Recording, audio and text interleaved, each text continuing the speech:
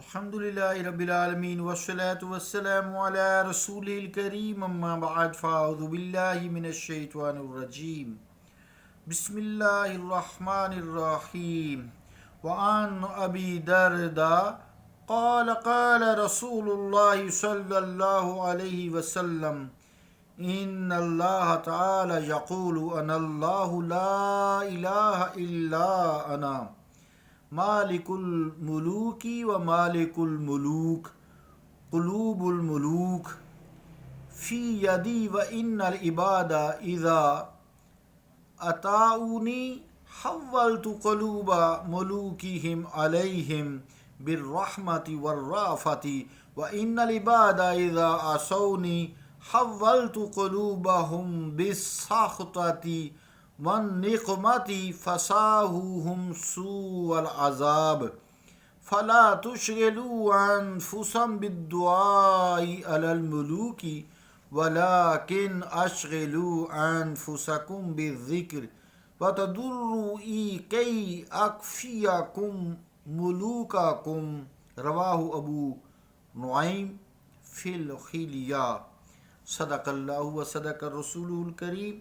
عزیزان گرامی قدر، السلام علیکم ورحمۃ اللہ وبرکاتہ۔ طویل حدیث پاک کا ترجمہ سماعت فرمائیں۔ روایت ہے حضرت ابو درداء سے، فرماتے ہیں فرمایا رسول اللہ صلی اللہ علیہ وسلم نے کہ اللہ تعالیٰ فرماتا ہے میں اللہ ہوں، میرے سوا کوئی معبود نہیں، میں بادشاہوں کا مالک اور بادشاہوں کا بادشاہ ہوں۔ بادشاہوں کے دل میرے قبضہ میں ہیں، اور بے شک بندے جب میری فرما برداری کریں گے تو میں ان کے بادشاہوں کے دل ان پر رحمت و الفت سے بھر دوں گا، اور جب بندے میری نافرمانی کریں گے تو ان کے دل ناراضگی اور سزا کے ساتھ پھیر دوں گا کہ وہ انہیں سخت عذاب چکھائیں گے۔ تو تم اپنے بادشاہوں پر بد دعا کرنے میں مشغول نہ کرو، لیکن اپنے کو ذکر و عاجزی میں مشغول کرو تاکہ میں تمہیں بادشاہوں سے کفایت کروں۔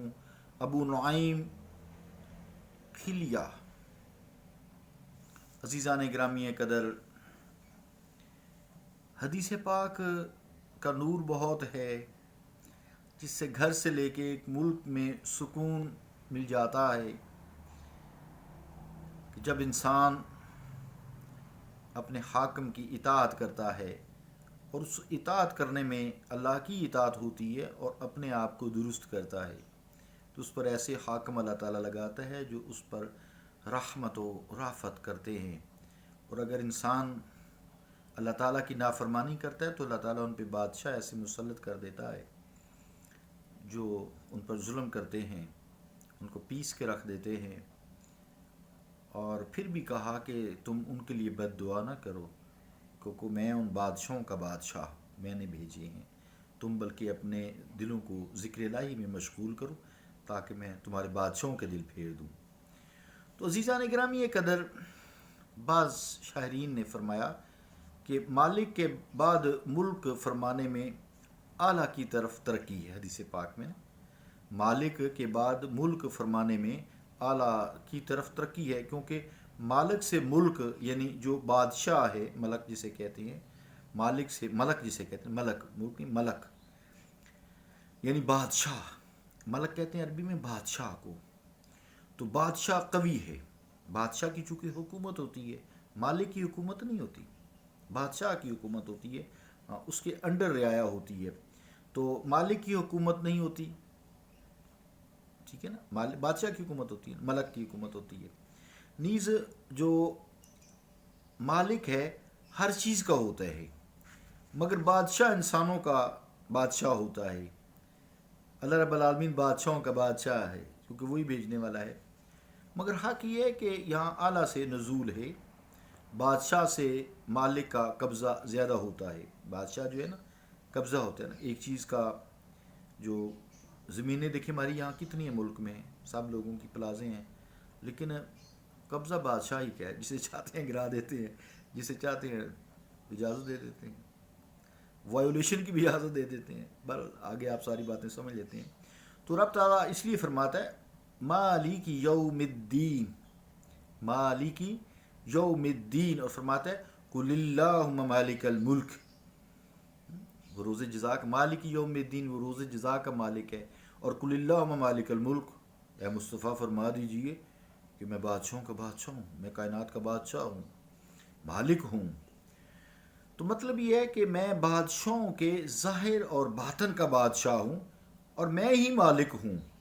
تسلط میرا ہے، جو قدرت قبضہ قدرت ہے وہ سب میرے دست قدرت میں ہے. وہ سب میرے، بے شک میں نے ان کو ملک میں بادشاہ دی ہے، لیکن سب میرے محکوم ہیں، میں ان کا حاکم ہوں. ان کے دل و زبان و قلم سب میرے قبضہ قدرت میں ہیں. مراد یہ حدیث پاک سے، یہ تو تھوڑی سی تشریح ہو گئی، یعنی اگر عام لوگ، عام پبلک رائے جسے کہتے ہیں، میری متی ہو جائے، یعنی اللہ تعالیٰ کی متی ہو جائے، نیک ہو جائے، تو میں بادشاہوں کے دلوں کے اندر رحمت اور الفت پیدا کر دوں گا اپنی رعایا کے لیے. خیال ہے کہ جو رافت ہے، رافت کہتے ہیں، یہ رافت رحمت سے قوی ہے، مضبوط ہوتی ہے. مہربانی کو رحمت کہتے ہیں، کوئی مہربانی کرے تو رحمت ہوتی ہے، اور بہت ہی اگر کوئی مہربانی کرے تو اس کو رافت کہتے ہیں. جیسے کہ رب تعالیٰ فرماتا ہے قرآن کریم میں وَبِالْمُؤْمِنِينَ رَوْفُ الرَّحِيمُ، کہ جو میرے مصطفیٰ ہیں نا وہ مومنوں کے لیے رؤوف الرحیم ہے. حالانکہ یہی صفت اللہ تعالیٰ نے بسم اللہ الرحمن الرحیم اس طرح کی جو ہے اپنے لیے استعمال، وَهُوَ الْغَفُورُ الرَّحِيمُ. تو یہاں فرمایا وَبِالْمُؤْمِنِينَ رَوْفُ الرَّحِيمُ، اپنے مصطفیٰ کو بھی صفت سے نواز دیا. لیکن خالق کی صفت ذاتی ہے، مصطفیٰ کریم صلی اللہ علیہ وسلم کی صفت جو ہے وَبِالْمُؤْمِنِينَ رَوْفُ الرَّحِيمُ عطائی ہے، اللہ نے عطا کی ہے.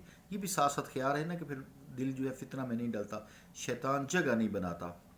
یہاں جو لفظ فرمایا گیا ہے سخت، سخت آتی حدیث میں فرمایا نا کہ قلوبہم بالسخط آتی، تو یہ اور ساتھ فرمایا ون آتی. تو سخت سے جو ہے نکمہ سخت تر ہوتا ہے، جیسے رحمت سے رافت زیادہ قوی مضبوط ہوتی ہے. اسی لیے یہاں جو لفظ ہے سخت آتی، اس سے سخت جو ہے نکماتی ہوتی ہے، یعنی سخت قسم کا انتقام لینا، بدلہ لینا.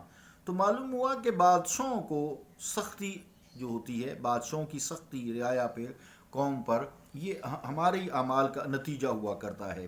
یہ ایک قاعدہ ہے چونکہ احادیث میں یہی مذکور ہے. اور اکثر یہ ہے کہ ہمارے بد اعمال کی سزا حاکم کا ظلم ہوتا ہے، یعنی اللہ تعالیٰ سخت ظالم حاکم ہمارے اوپر مسلط کر دیتا ہے. پھر جب اکثریت بد عمل ہو جائے تو سلطان و حکام جو ہیں ظالم ہو جاتے ہیں، اکثریتی ووٹ ہوتے ہیں نا، تو پھر ان کے ظلم کا شکار اچھے لوگ بھی ہو جاتے ہیں، نیک لوگ بھی ان کے ظلم میں پس جاتے ہیں. کبھی رب تعالیٰ کی طرف سے آزمائش بھی ہوا کرتی ہے، حاکم مسلط آ جاتا ہے، ظالم آ جاتا ہے، مسلط ہو جاتا ہے، ظالم حاکم مسلط ہو جاتا ہے، سخت ہوتا ہے، رعایا پر ظلم ڈھاتا ہے، ان کے حقوق کو غصب کرتا ہے، ان کے حقوق کو چھینتا ہے، اور ان کے حقوق جو ہیں وہ ادا نہیں کرتا، ملک کی ترقی نہیں ہونے دیتا. لہٰذا اس حدیث پر یہ اعتراض نہیں ہے کہ جناب خلیل اللہ کو نمرود سے اور موسیٰ علیہ السلام کو فرعون سے اور حضرت حسین کو یزید سے تکالیف کیوں ہوئیں. آزمائش ہے تاکہ ان نیک لوگوں کے اللہ تعالیٰ درجات کی بلندی کرے، اور لوگوں کے لیے ایک سبق بھی ہوتا ہے. یہ ڈٹے رہو، ایسے ہی ڈٹے رہو جیسے حضرت خلیل اللہ ڈٹے رہے کفر کے سامنے، اور حضرت موسیٰ علیہ السلام کفر کے سامنے ڈٹے رہے، اور یزیدیت کے سامنے حسینیت ڈٹی رہی. تکلیفیں تو آتی ہیں نا. پھر وہ حضرات تو بہت ہی نیک تھے. یہ ایسے ہی ہے جیسے اللہ کریم قرآن کریم میں فرماتا ہے وَمَا أَصَابَكُم مِّن مُّصِيبَةٍ فَبِمَا كَسَبَتْ أَيْدِيكُمْ. یہ جو تمہیں مصیبت آئی ہے نا تھوڑی سی، یہ تمہارے اپنے اعمال کا نتیجہ ہے. تو نیک ہستیوں کے لیے آزمائش ہوا کرتی ہے، اور جب بہت زیادہ لوگ برے اعمال کریں تو نیک ہستیاں بھی اس کی لپیٹ میں آ جاتی ہیں.